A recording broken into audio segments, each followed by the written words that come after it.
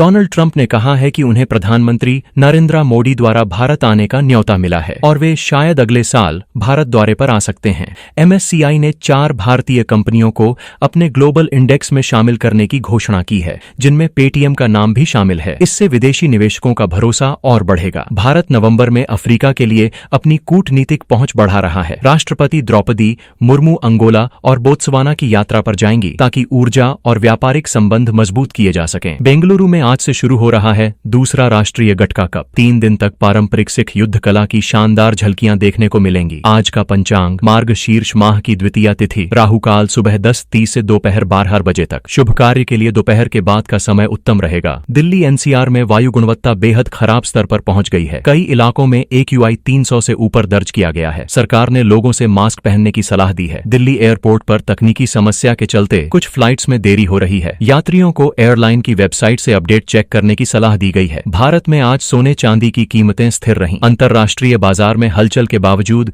घरेलू भाव में कोई बड़ी बढ़ोतरी नहीं देखी गई। वंदे मातरम के 150 साल पूरे होने पर आज देश भर में विशेष कार्यक्रम आयोजित किए जा रहे हैं। देशभक्ति गीतों और सांस्कृतिक प्रस्तुतियों से माहौल देशभक्ति से सराबोर रहेगा। बिहार विधानसभा चुनाव के पहले चरण में करीब 65% मतदान हुआ है। इस बार महिलाओं की भागीदारी पुरुषों से अधिक दर्ज की गई। भारतीय रेल जल्द ही 4 नई वंदे भारत एक्सप्रेस ट्रेनों की शुरुआत करने जा रही है, जिससे कई राज्यों की कनेक्टिविटी और तेज होगी। मेटा कंपनी 21 नवंबर को भारत में अपने AI सक्षम रे-बान स्मार्ट ग्लासेस लॉन्च करने जा रही है, जो आवाज से फोटो और वीडियो ले सकेंगे। भारत ऑस्ट्रेलिया मैच में टीम इंडिया ने शानदार प्रदर्शन करते हुए 48 रन से जीत दर्ज की। भारतीय गेंदबाजों ने अंतिम ओवरों में कमाल किया। भारतीय शेयर बाजार को MSCI की नई सूची से विदेशी निवेश बढ़ने की उम्मीद है। पेटीएम के शेयरों में आज तेज उछाल देखने को मिला। गोवा सरकार ने बढ़ती गैंग हिंसा को देखते हुए जिला अधिकारी को NSA के तहत विशेष अधिकार दे दिए हैं। कर्नाटक में गन्ना किसानों का संकट गहराता जा रहा है। मुख्यमंत्री ने किसानों की समस्याओं पर प्रधानमंत्री से मिलने का समय मांगा है। उत्तर भारत में ठंड ने दस्तक दे दी है। हिमाचल और उत्तराखंड में बर्फबारी के बाद दिल्ली NCR में भी तापमान में गिरावट दर्ज की गई।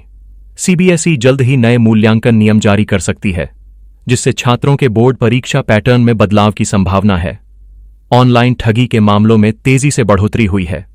साइबर सेल ने लोगों से अज्ञात लिंक या निवेश ऐप से सावधान रहने की अपील की है। संयुक्त राष्ट्र ने सीरिया के राष्ट्रपति अहमद अल-शरा पर लगाए गए कुछ प्रतिबंध हटाए हैं, जिससे पश्चिमी देशों में बहस तेज हो गई है। रोजगार की दृष्टि से सरकार युवाओं के लिए नई स्किल डेवलपमेंट नीति लाने पर विचार कर रही है, ताकि AI और टेक्नोलॉजी क्षेत्रों में अवसर बढ़ सकें। दिल्ली, मुंबई और कोलकाता में धुंध और धुएं का स्तर बढ़ा है। स्वास्थ्य विभाग ने वृद्ध और बच्चों को घर में रहने की सलाह दी है। राष्ट्रीय गटका कप का आयोजन भारत की पारंपरिक युद्ध कला को बढ़ावा देने की दिशा में एक बड़ा कदम माना जा रहा है। सोना चांदी के दामों में कोई बड़ा उतार चढ़ाव नहीं हुआ। निवेशकों की नजर अब अमेरिकी फेड दरों पर टिकी है। आज की स्कूल असेंबली में प्रमुख विषय मतदान प्रतिशत, वायु गुणवत्ता, टेक लॉन्च और अंतर्राष्ट्रीय संबंधों पर होंगे।